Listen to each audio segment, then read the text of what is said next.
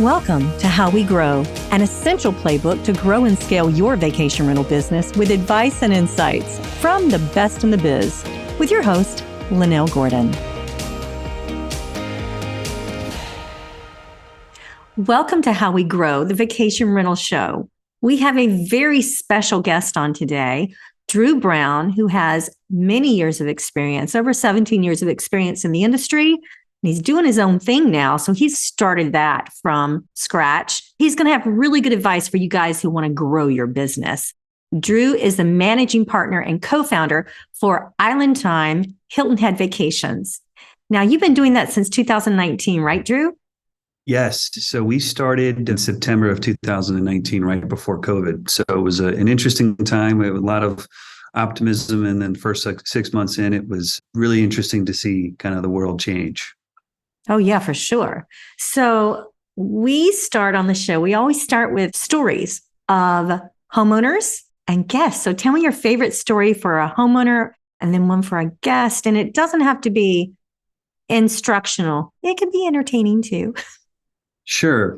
Well, I definitely have one for the guest side. That'll be really interesting when I get there. But homeowner wise, it's been really a great journey for us when it comes to that, to be in a position, like you said, somewhere between 17 and 20 plus years of experience here on the island locally and in the vacation rental world. So I have gotten to know a lot of people over the years, and to be in a position, I think for me, what was so great when, my partner and I decided to, do this venture was the amount of people that were just happy for us when, we said, hey, we're doing our own thing. And they were just so supportive. So for me, it's not necessarily an individual owner story. It's more so the amount of community support that came out when we launched the business from, different vendors that wanted to work with us, different homeowners that wanted to work with us, and just in general, the community. So in terms of guests, I have a very, very enlightening and funny story. I always joke that I'm going to write a book when I'm finished with my career, and it's going to be, Yes, I Can Help You With That. It's the title.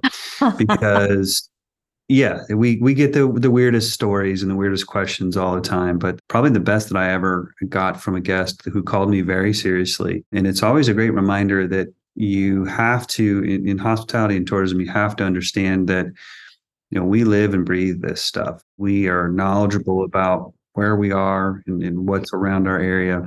I had a woman call me dead serious and said, we love the dolphins that we see every day on our beach, right where we stay. And I'm thinking she's going to ask me about, dolphin tour information and, all that fun stuff. No problem. And she says, can you tell me where they release them? And I was just taken kind of aback. And I was like, I'm not sure I know what you mean. She said, well, yeah, we see the same pod of dolphin every day in the same place, and we just want to know where they release them from at the island so we can get a seat. And I had to very politely explain to her it's a wild pod of dolphin. They come up and down on high tide and they eat. And so there's nothing I can do. I can certainly tell you more about that, but it's one of those that, after all these years, I still laugh about. I love that one. Yeah. I also had someone, probably the better one was, we have very large beaches here, and they were wanting to be in a situation where they were oceanfront, and they called us complaining that they weren't oceanfront, even though they were direct on the beach. We're not like other destinations have a very small beach. We have long beaches. We do a lot of restoration. So one of the things that they were complaining about was, well, do you really expect us to walk through all of this warm, puddles of water to get to the ocean? And I had to very politely, go through with them and say, well, I can put in a call to the man upstairs, and I can guarantee in 12 hours it's going to be different, because high tide will come in and get rid of it all. So, I like that one. I like that one a lot. Tell me, do you have a favorite homeowner story? I do. So I used to work with lots of different homeowners, and to be in a position where I had a certain homeowner who at the time had his own tool company, and I was trying to get into his house and do all of the things that I could to get the house ready and do everything I could. And, I'm in his garage, tightening down some things on one of the hot water tanks, and I'm working away. There's a lot of times that I'm not hands-on, and other times I am. It was a big time account at the time. This is years ago. And, I didn't notice that he came into the property, and I didn't know at the time who he was or anything. And he walked in and he looked at me and he said, well, what are you doing? And I said, well, I'm tightening this valve down on your temperature gauge so that, you have consistent water temperature. And he said, no, what are you doing with those tools? I said, I'm sorry, sir. I just don't understand. He goes, I don't sell those tools. So you can't come into my house and use those tools. And proceeds to go to his storage area and comes out and gives me a Oh, 110-piece tool set oh, and says, when you're in my house, you have to use these tools. how wonderful. Yeah. So, and he gifted me a 110-piece. I still have How it to this day. So, sweet. I love that yeah. story. Well, you just have to be in a position you connect. And I think that's one of the things I've been really fortunate is to be in a position where I can find ways to connect with people. And, this business is really a lot about relationships. You're just in a position you've got to really focus on that a lot. That's true. For sure it is. When you started your company in 2019, did you start it from scratch? We did. So we were in a position where we were looking at trying to buy some other companies locally. And, my partner and I had been connected for a while at that point. I'm very lucky to have a great business partner in our CEO, Eric Murray. He's got a lot of international experience. So we knew that we were going to do something, and we were trying to purchase some other companies that were for sale at the time. And it just didn't work out. And so we said, the heck with it. We're going to start our own thing. Grow it organically. Yeah. And it's been Less than 3 years? 3 years and 2 months. And 2 months, right. We now have around 130 properties. True. That's tremendous growth. You guys are amazing. Almost 20 employees. That is remarkable. A couple of things that are remarkable about that. Number one, you've gotten so many homeowners. Number two, that you have the management experience to manage those 20 employees. I mean, seriously, that's huge. For that amount of time in your business, you've grown remarkably. So tell everyone so we know, what is the number one key to your growth during the last 3 years? You went through COVID too. I mean, I'm just going to say, I just need to mention that you went through COVID during this and still grew. Yeah. And not only through COVID, we actually tripled the size of the company through COVID because, our real estate market really took off, which is great. But, for me, I'm a large believer in things that, my partner and I really try and focus on with our homeowners is trying to communicate and really setting realistic expectations and goals with homeowners. For the amount you're talking about for the rental, for their growth and their revenue. Yes. And just in anything in terms of understanding an expectation of how we're going to manage the property, how we're going to market the property. One of the biggest learning curves that we had to go through very early on as a company was understanding that we needed business to be able to eat and feed our families and feed the families of our employees. But we needed to do it in such a way that was our own, in the sense of homeowners are going to have demands, preferences, if you want to say, on how they want to do things, how they want to market the property, how they want it managed, et cetera. And I think that we hit, probably between year 2 and 3, we hit some growing pains because we had been in a situation where we said yes a lot, in the sense of, yes, we can do that. That's not it's not a large ask, for a homeowner. But then you get into a position where you've got lots of different asks and you're relying on your staff to, be able to execute that, or you're having to do that yourself. And it makes your life very difficult. So, we've just tried to really focus on, if I was going to give some advice, is really understanding how do you envision your brand and how do you execute, operationally. And again, from a sales and marketing perspective to get to your brand. And then from there, how do you elevate the brand experience? So for us, we got to that precipice very quickly and then got into a position where we then said, it's okay to say no if we're in a position where it's the right situation for us, because we can't go off brand. When it comes down to it, these properties that are joining our program, or our collection as we call it, they're in a position where they want to be a part of what we have. And we have to be good stewards of that, because if we're not going to have consistency. And if you don't have consistency, you're in a position where you're going to have too much margin for error. And especially in the vacation rental space and the vacation rental industry, you don't have a lot of margin for error because, the littlest thing or littlest detail left unchecked can really cause an issue for everyone. So, I think, again, just starting with clear communication and clear understanding of what expectations need to be. And, if people are starting a vacation rental business and they don't have a model of what their expectation of success is, really need to sit down and do that. And I really think that you have to sit down and do a brand study and say, okay, who's my ideal market? Who's my ideal owner? Who's my ideal guest? How do I create a brand philosophy around that to be able to say, this is what I want to attract from not only a homeowner perspective, but from a guest? And then you build from there and you create your team and create your marketing plans and your budgeting plans based around that, because you can't be in a position where it's very easy to fly by the seat of your pants in this business. A lot of times you have to, but you need to have that goal and that vision that are always guiding you. And that's the same concept in any business. In the software business, you can only customize so much before it has to be choices for everyone to make.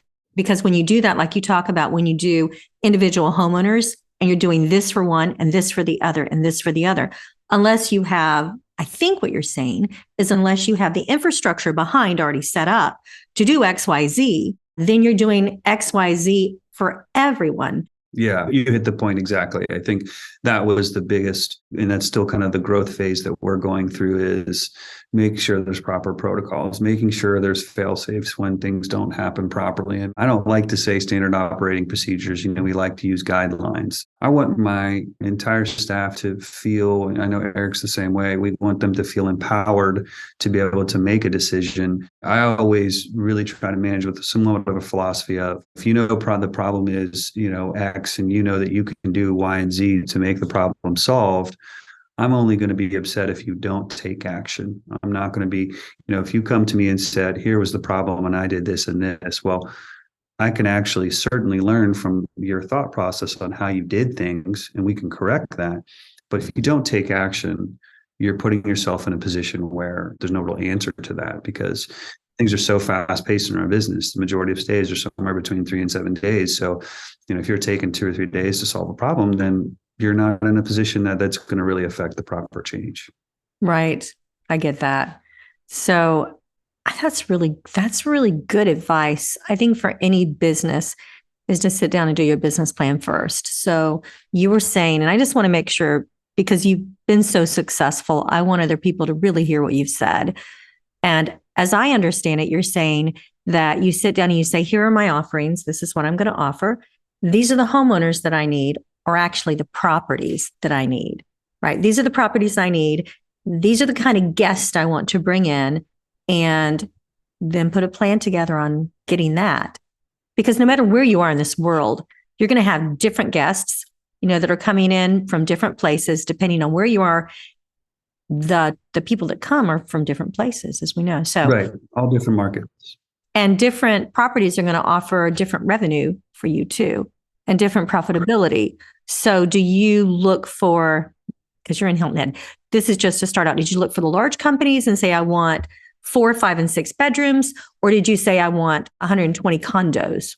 What was your thought when you started out with that? So really kind of created, and this is really where my business partner, Eric, came into. I call him a spreadsheet wizard. We actually forecasted 4 different budgets and said, okay, if we get properties at X value, and we get homes at Y value, this is what it would look at, or if we get certain percentages of that. So we kind of had created a forecasting model for that. But we intentionally, in the very beginning, wanted to have a wide variety of properties, from 1 bedrooms to as large as we could get, because 1, for being a new company, it allows you to have the most options. In 2, we kind of opened up all of the areas in the island and said, we're going to offer a certain service level. And then what we were able to do is, once we got a base level of properties, we were able to really focus on adjusting the brand image and the brand level, so that what we basically do on an annual basis is we really say, where are we going with the company? Where do we want to go with the company in the next 3-5 years? And so what we were able to do was evolve how we do things, because we were in a position that we could say, okay, we've gotten all of these different types of properties, but what's been the most successful for us? And then we were able to kind of boil down what's been the most successful and create a plan on how do we get more of those types of properties. And then as we do that, even the homeowners themselves notice that, hey, your brand is evolving. We are gravitating towards this type of property. Am I still your ideal client?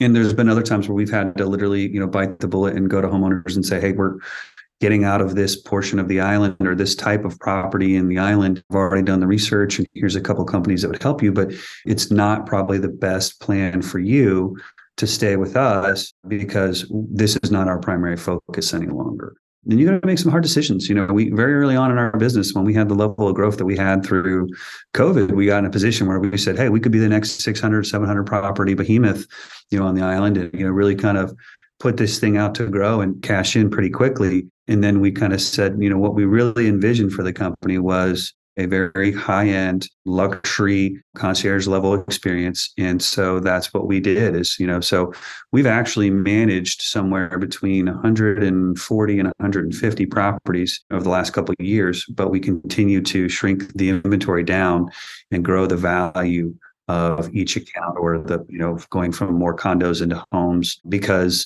it's easier to upsell a luxury experience to someone that is very passive about their thought process on income versus someone that's watching every single dollar as a guest. Absolutely. Yeah. And when you look at the data for our area, that's the demographic that we really cater to. So we're really just trying to put the company in a position to have the best ability to cater to the best level of guests that come to our area. This episode of How We Grow is sponsored by RevMax, the premier full-service revenue management system. Built for vacation rental managers who are looking for a market edge, RevMax offers data-driven tools and services that will increase revenue and drive more profit. Connect with their revenue management experts at getrevmax.com and discover their full-service revenue management solution. Let me ask you this question. What's the one thing that you would do differently if you started today as opposed to 3 years ago? What did you learn? What was one thing that you learned that you might want to share with people who are growing? I can tell you it was a hard lesson to learn, and it was the value of who you work with and how they work, because that's a direct correlation to how successful you're going to be. I've had a lot of wonderful people that have worked with and for us, but we learned kind of the hard way that the level at which you take care of your people and or the level at which they interact with your group as a whole and in that company culture is really, really, really important. You talking homeowners or are you talking about employees? Both.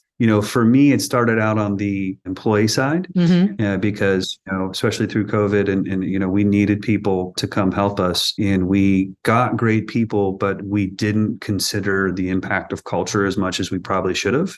And in the end, that ended up causing more issues and had impact on who stayed and who went, of course, in terms of our employees. And same thing with the homeowners. As we get to this point now, we have a 6+ figure account that we're talking to today and have been for the last couple of weeks. And there's been some red flags in the conversations, and it's, do we really want to take this homeowner? To be able to put yourself in a position where you have kind of a culture statement for who you're looking to work with. We want true partners that want to partner with us, and we want their success to be our success, and I want our success to be their success. So not really knowing the impact of that when I first started, we're big believers and we focus a lot on that now. So I think really understanding the culture of the business, because when you're a founder or a CEO or a C-suite in a quickly growing business, you've got blinders on. You do. It's true. And now the team knows it. I say to them all the time, my job is to go out and spend a lot of time with our current homeowners. I spend a lot of time with developing business, as you do. And you're always really kind of forward looking and you're trying to put everything into perspective, but you don't necessarily stop. And I think that that's the other aspect of it too, is knowing what I know now. The other advice I would give is don't get involved in too much too quickly. Really do one thing extremely well and then move on to the next thing and do that extremely well while you're doing the first thing extremely well. And that way you can really kind of build your own brand standard, because, there's so many, look at tech stacks, look at, different things in terms of offerings for guests, the amount of different things you can do for guests, then, all of the different things that you're going to have to do to try and be profitable as a company. You really need to put yourself in a position where you're not taking on too much. And again, that's where, having the wonderful experience and guidance of, my partner, Eric, and our CEO, he really helped me zone in on that and say, let's be perfect at one thing and then we can move on. We really focus on that on a daily basis too. Well, you're in a very competitive market and it's a beautiful place. I mean, it's really pretty there.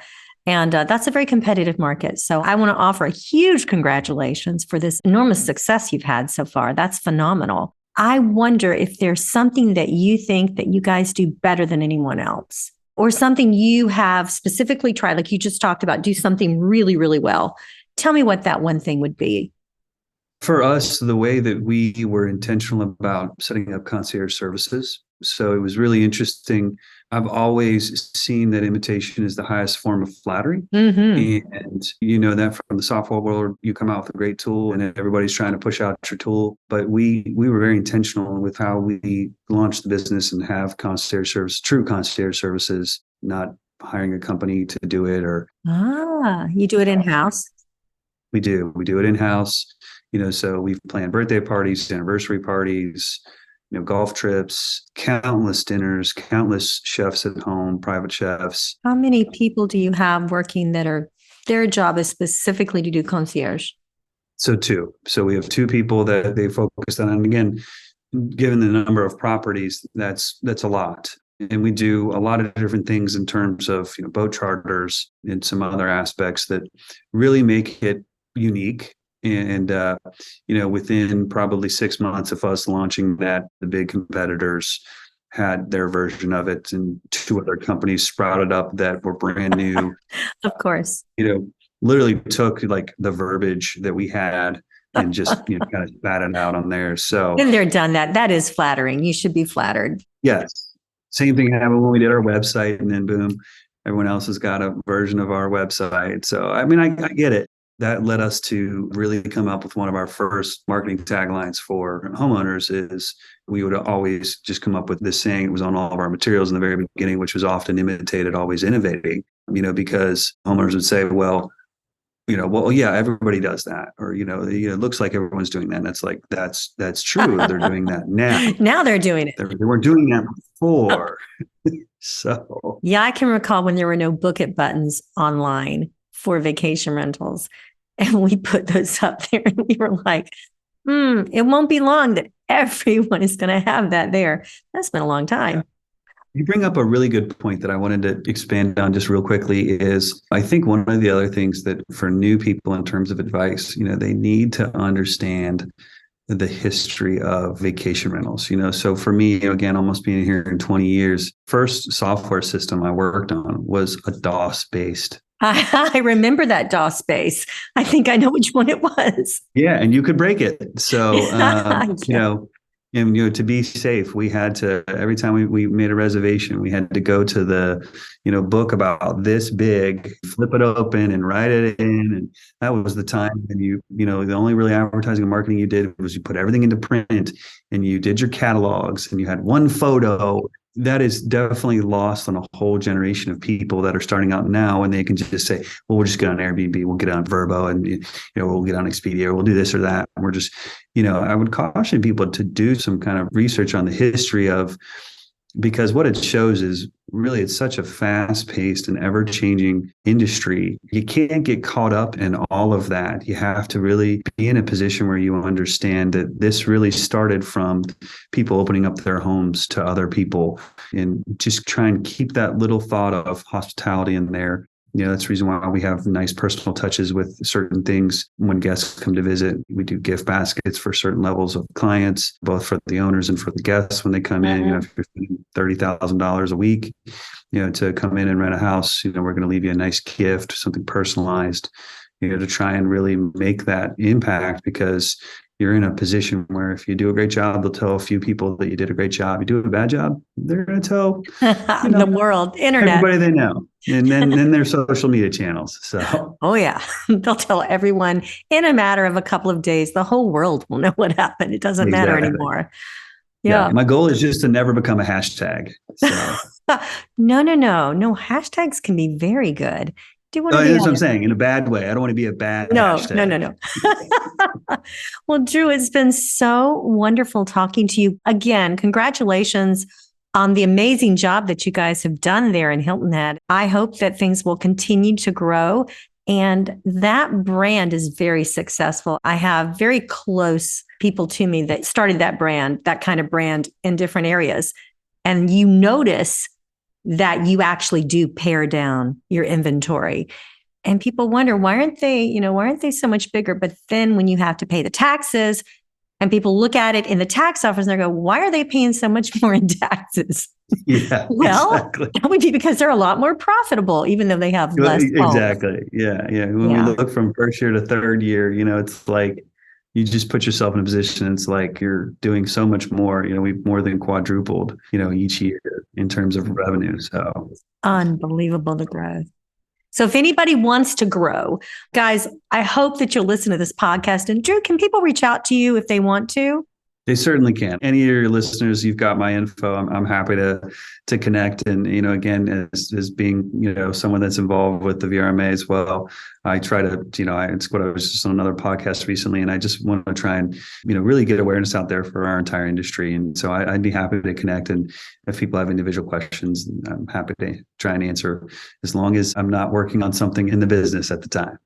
So I want to tell everyone, don't forget, Dru mentioned this, and so have a lot of our other guests on the podcast have said, go to the VRMA, go to the different events, because people are there that will be happy to help you.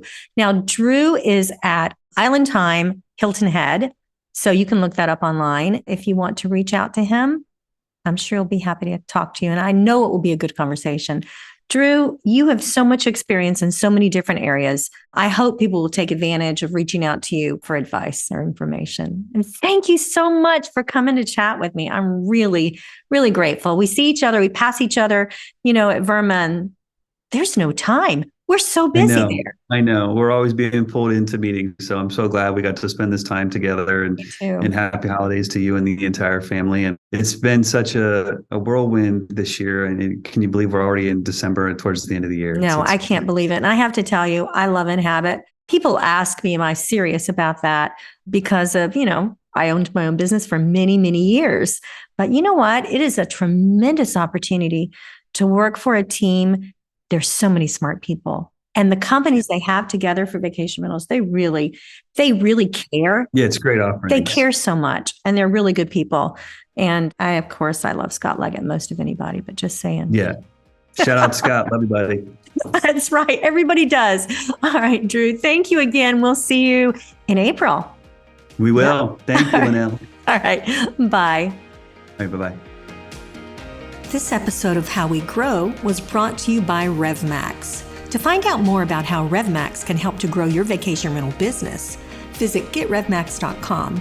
Make sure to search for How We Grow in Apple Podcasts, Spotify, and Google Podcasts, or anywhere else podcasts are found, and hit subscribe so you never miss an episode.